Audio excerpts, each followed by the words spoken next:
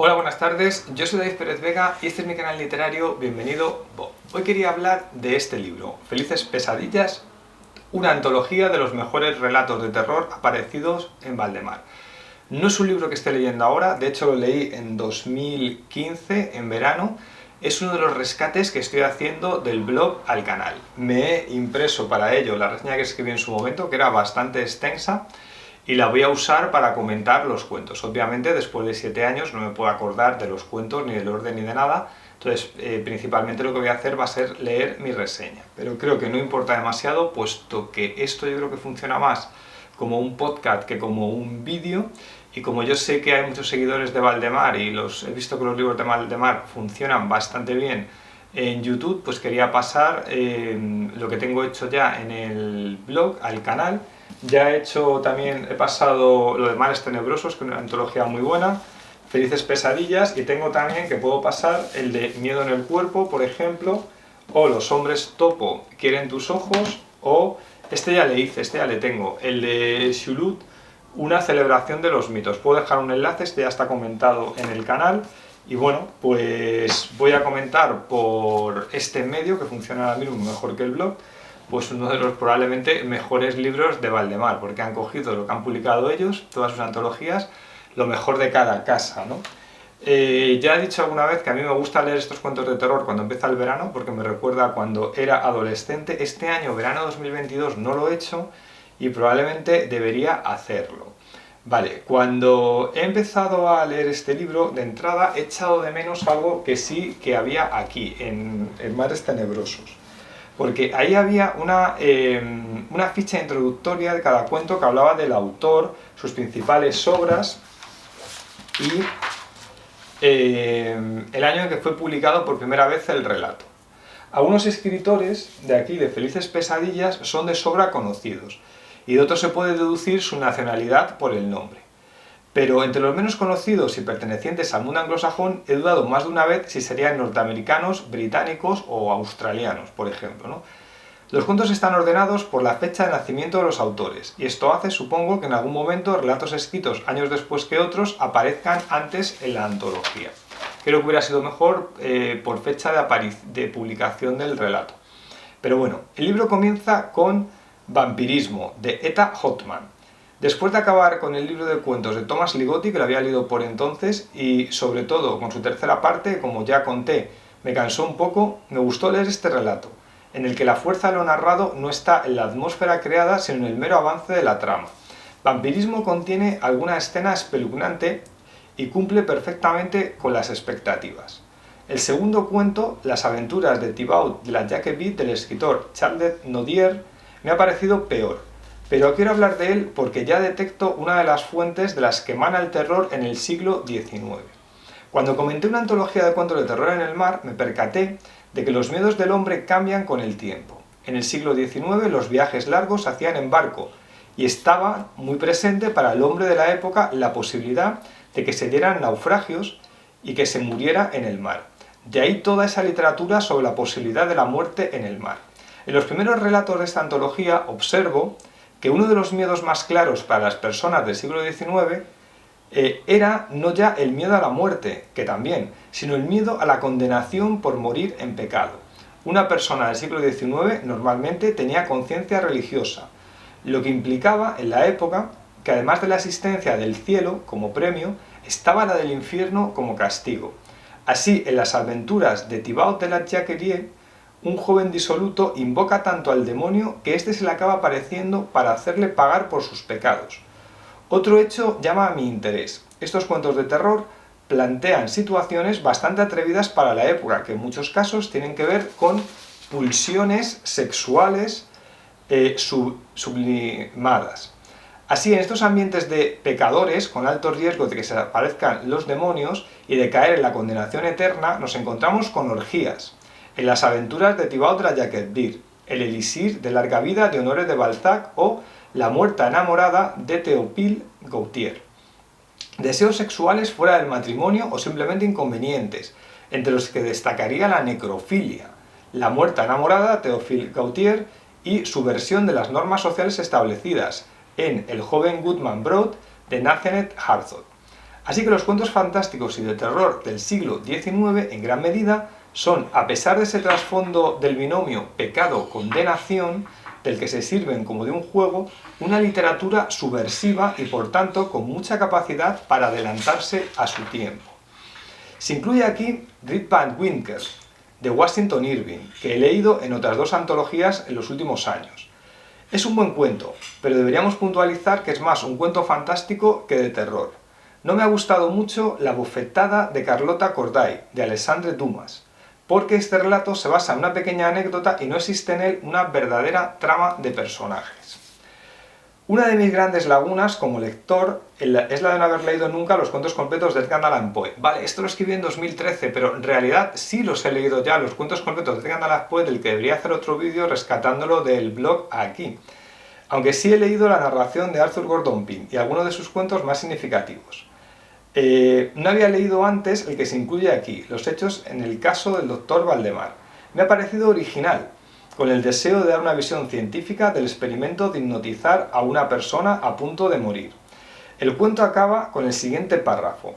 Mientras ejecutaba rápidos pases hipnóticos entre exclamaciones de «muerto», que literalmente explotaban en la lengua y no en los labios del paciente, su cuerpo entero, de pronto, en un solo minuto o incluso en menos tiempo, se contrajo, se deshizo, se pudrió entre mis manos.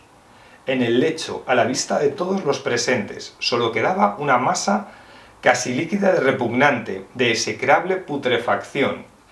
Imagino que a esto es a lo que se refiere Jorge Luis Borges cuando afirma que Lovecraft copiaba lo peor de Poe.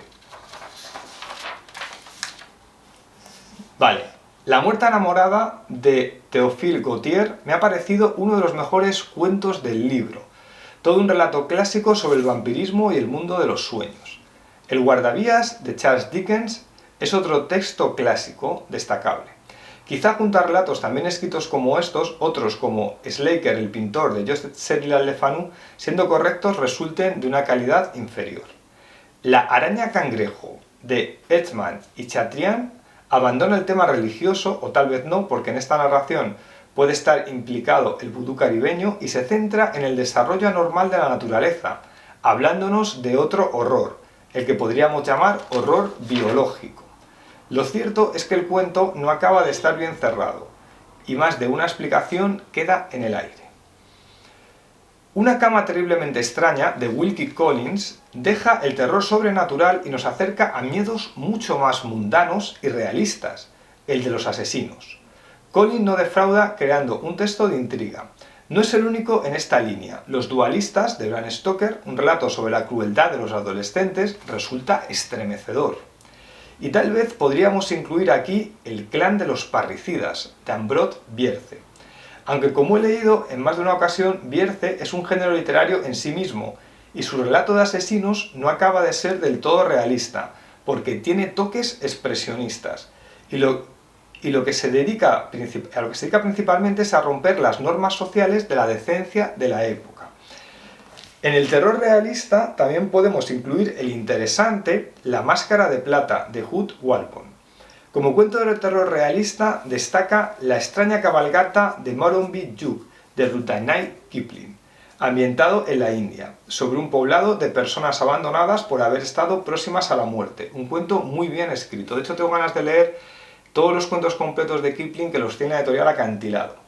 Vale, junto a un muerto, de Guy de Maupassant, resulta extraño encontrarlo en esta antología, porque se me ha parecido un relato de terror, no me ha parecido un relato de terror, sino un relato melancólico sobre la muerte de Schopenhauer.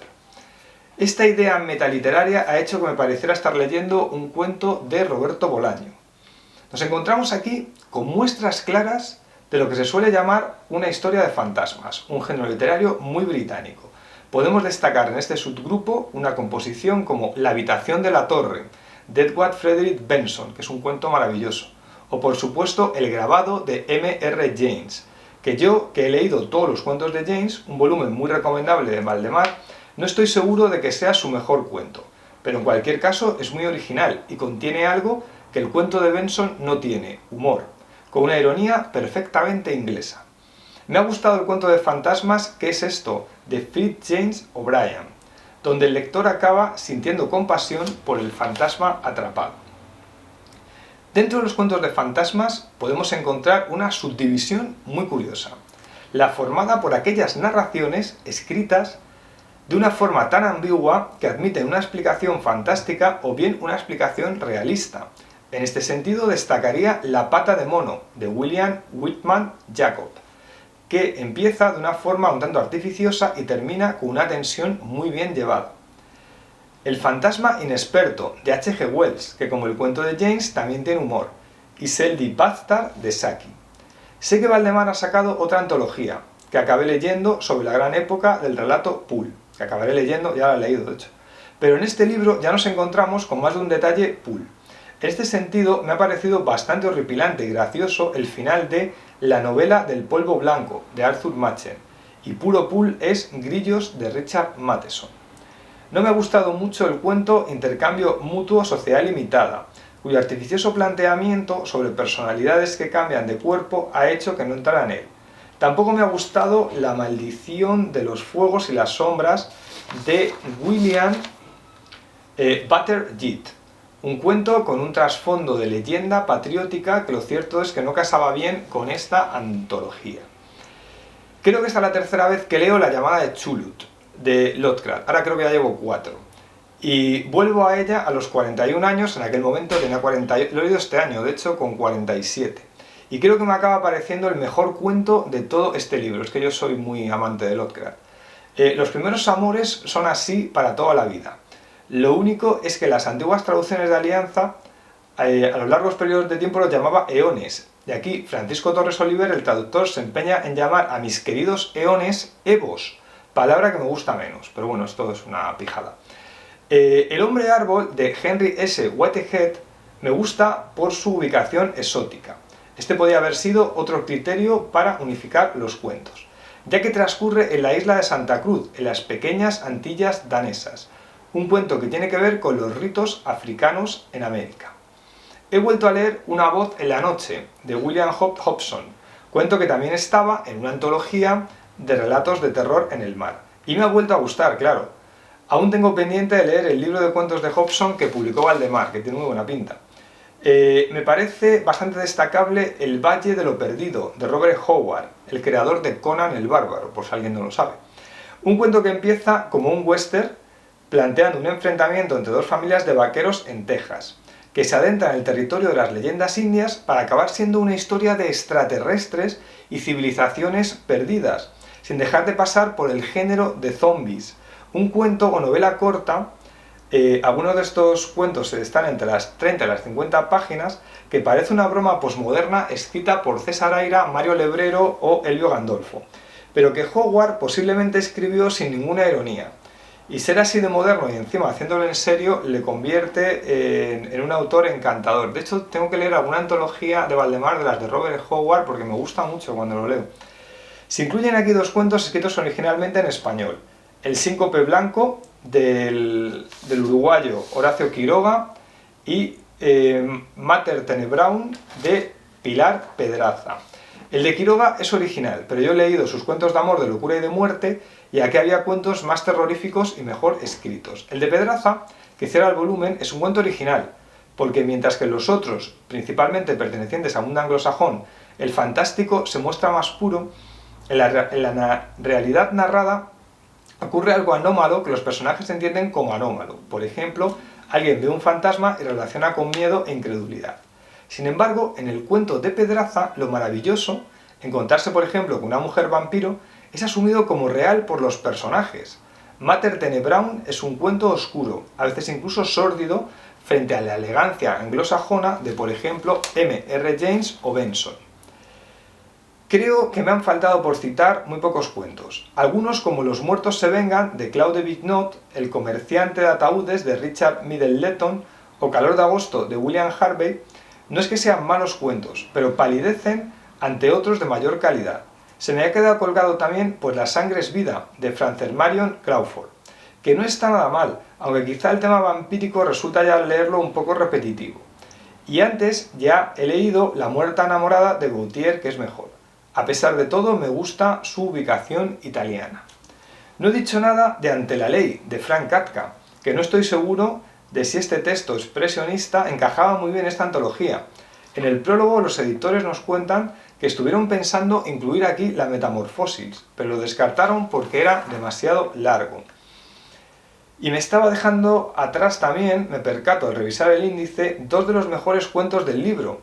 El ladrón de cadáveres de Robert Louis Stevenson, un cuento realista que se convierte por sorpresa en fantástico en el último párrafo. Y John Barrington Cowlett, de Arthur Conan Doyle, un cuento sobre extraños poderes mentales que proceden de la India. El nivel de escritura de estos cuentos destaca. Y creo que al final, pese a mi comentario inicial, sí que he conseguido hablar de todos los cuentos. En resumen, Felices Pesadillas es una estupenda antología de cuentos fantásticos y de terror que me hace preguntarme por qué a los 19 años yo, que había crecido casi exclusivamente con la literatura de género, ciencia ficción, terror y fantasía, dejé de golpe todo esto por el realismo tras leer, como he contado alguna vez en el canal, La senda del perdedor de Charles Bukowski. Estos libros de género me apetece leerlos, me doy cuenta, sobre todo en verano, cuando es más fácil rescatar de nuestro interior al adolescente que fuimos. He estado viendo las novedades de Valdemar, antologías de relatos Pool, antologías de relatos de momias, el nuevo libro de Ligotti, el tercer volumen de cuentos antologados por la editorial, y sé que no voy a resistirme hasta el próximo verano. Estos libros de Valdemar son realmente muy divertidos y me apetecía traerlos al canal porque creo que contienen obras maestras y me encanta la labor de Valdemar dignificando al género de terror que muchas veces no ha sido tratada como gran literatura y yo creo que en muchos casos sí lo es. Bueno, pues hasta aquí esta reseña de Felices Pesadillas. Me contáis haber leído libros de Valdemar. Y aquí el momento spam. Esto no es Bambi, mi última novela publicada con 6 voces narrativas, 3 chicos y 3 chicas, que habla del mundo laboral de abuso en las empresas norteamericanas, auditoras y consultoras. Yo trabajé en una en el año 2000, en una de las llamadas Big Fight en Arthur Andersen. Y aquí hago una crítica a todo ese mundo de terror, pero también con humor. Dejo un enlace a un vídeo donde hablo más extensamente de esta novela. Los Insignes, mi novela cómica sobre el mundo de los poetas.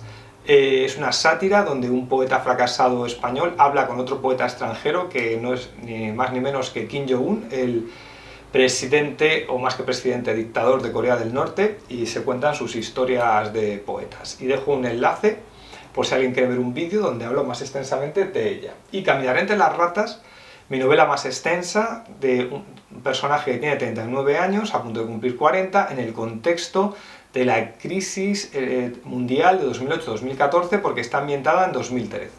Y hago un juego uniendo la crisis personal de este personaje con la crisis del país, y hablo pues de lo privado, de lo público, etc. Bueno, pues hasta aquí esta reseña. Me contáis si habéis leído algo de Valdemar. Adiós, hasta luego.